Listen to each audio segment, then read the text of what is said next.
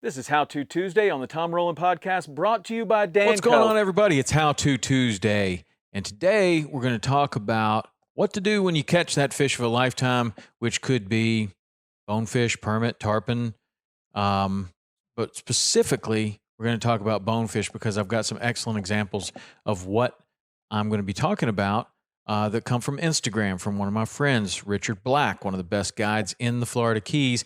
He's got a video that we're going to go over today, and it's about how to release a fish. And there's been a lot of talk about how to release fish lately, especially tarpon. We're learning more and more about how these fish are way more delicate than we thought they were. Like, we used to bring them into the boat. We used to lip gaff them. We used to do all kinds of things to them, thinking they're just a really big, tough fish. And they are big, tough fish, but still, they require some delicate care, some handling, some respect, and that's what we want to give them. So one of the ways that you can show the fish respect, in my opinion, is to fish with heavy tackle. You can use tackle heavy enough to put adequate pressure on them so that you shorten the fight. Another way that you can shorten the fight, and this one gets a little bit controversial with some people, but I strongly believe in it, that is use a landing net for fish that are good to get in a landing net. Permit are my favorite. Bonefish can be a good one. And what the landing net does is, a lot of times when you're really concerned about getting a fish in the or to the boat, you can shorten that fight maybe 3 or 4 or 5 times around the boat. Even Jack Crevelle's I'll land like this, where they're coming by the boat and you can stick that landing net out and you can get them really, really fast. You can shorten the fight. And in my opinion, the thing, besides dropping them in the bottom of the boat, the thing that will make sure that a fish is released safely, healthy, is to land them quickly and get them back in the water. In fact, never even take them out of the water. There's a great video that I found here, another video, and I don't know who this person is, but if you watch this video right here, this person is fishing on a kayak, and as we move towards catching this fish, it'll replay again. They stick the net out, and you can see that fish was obviously not ready to come into the boat, but they shortened the fight by minutes by having a net handy, putting it out there. It's a rubber net. It's great for the fish, and they just catch it like a football. Boom, right in the net. And that fight is going to be shortened greatly. So that fish is probably going to be released very healthy. Now, one of the things that Richard Black is advocating right now, which I strongly believe in, is using a de-hooker that we use for offshore fishing, for ballyhoo, for thread fins, for fish that you're catching on a sabiki rig. We're very, very careful about our offshore baits because it's very, very obvious. When you handle the bait in any way, shape, or form, you touch that bait, you remove their slime coating, the scales come off, and in just a couple of hours, the bait that has not been touched is doing fine. Those that have been touched are belly up and dead in your live well. So the same thing happens to game fish. You know, they might swim off healthy, looking healthy, but the more handling, the longer the fight and the more handling that you do to these fish, the greater you are risking their survival. Either they're going to get attacked by another fish, a barracuda, a shark, something is going to come after them, or they're just simply got a lot of adrenaline. They're going to get away from you, but maybe they're not so healthy. So the best way that we can do this is, 1, shorten the fight. 2, never touch the fish. If you can do this and never touch the fish, it's really good for the fish. So Richard catches a lot of bonefish, and we're going to talk about your first bonefish and the importance of getting that photograph. That's awesome. I wouldn't deny you of that.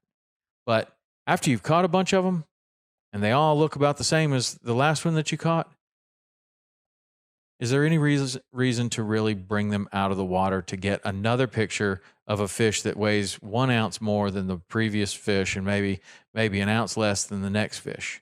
They're all about the same. Get your good picture and then do your best to release the rest of them. And this is Richard right here. releasing his.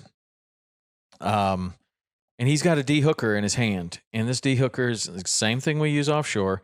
And he just swings the thing around in a circle and grabs the line with the D-hooker, goes down to the hook, and just turns it out, just like you do offshore. And the bonefish in this situation never leaves the water and swims off perfectly. He never touches it with anything, with his hand. He touches it with the D-hooker just to give it a little shove to go out of the way.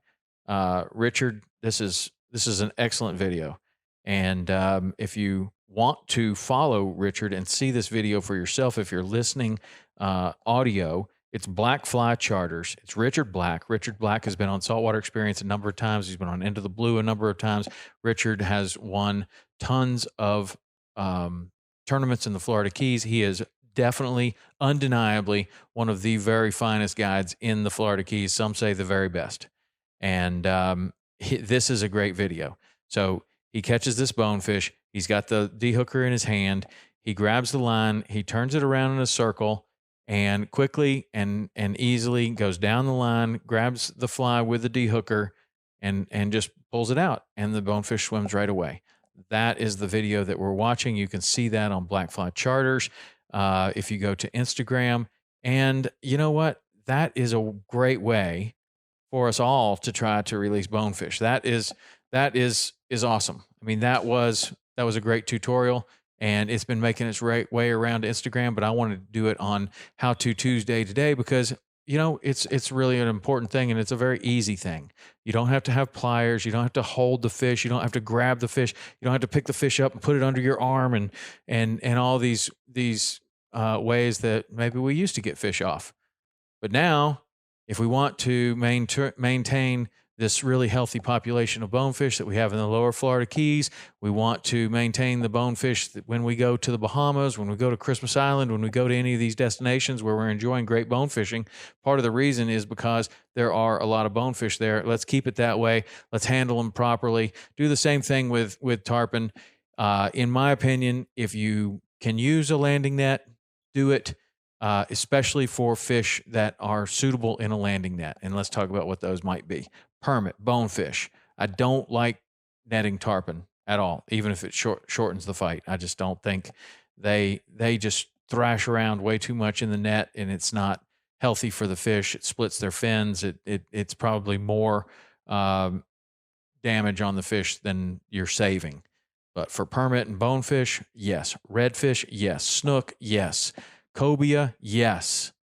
A lot of these other kind of fish that might fight real hard at the boat and not give you the opportunity to get them.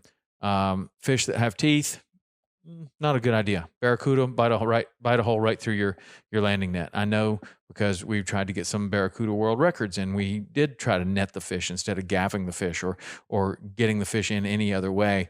And you end up with a hole in your net. So they're toothy fish, not the best, but bonefish permit, bonefish permit, redfish, snook, cobia, definitely. If you're going to release those fish, definitely good to get them in the net, handle them, and handle them gently. And a lot of times you can just net the fish, leave the fish in the net, reach down there with your D-hooker or the pliers and de-hook them, and then just simply drop the net down and watch the fish swim right out. That is good handling. That's what I'm advocating and what I try to do. On the TV show, we're trying our best to handle the fish as best as possible and still give the cameras an opportunity to look at them. We will lift them slightly over the water and put them back down. But obviously the best thing is to never touch them like Richard Black was doing right here. So good job, Richard. Way to go for showing everybody how to do that. Follow Black Fly Charters. You'll learn a lot about fishing. You'll learn a lot about fish handling and also what Richard's up to. He's a good follow. And that's going to be it for How To Tuesday today. If you have questions or concerns or you want to talk more about how to release a bonefish, a redfish, a permit, whatever you want to talk about, text 305-930-7346. That's the best way to get a hold of me. I will get back to you on that text, and we have a ton of you guys on that text thread, so I really enjoy that. Check it every day and talk. Lots of people want to talk about knots, want to talk about working out, want to talk about whatever, tarpon fishing, tackle, whatever. We talk about everything on there.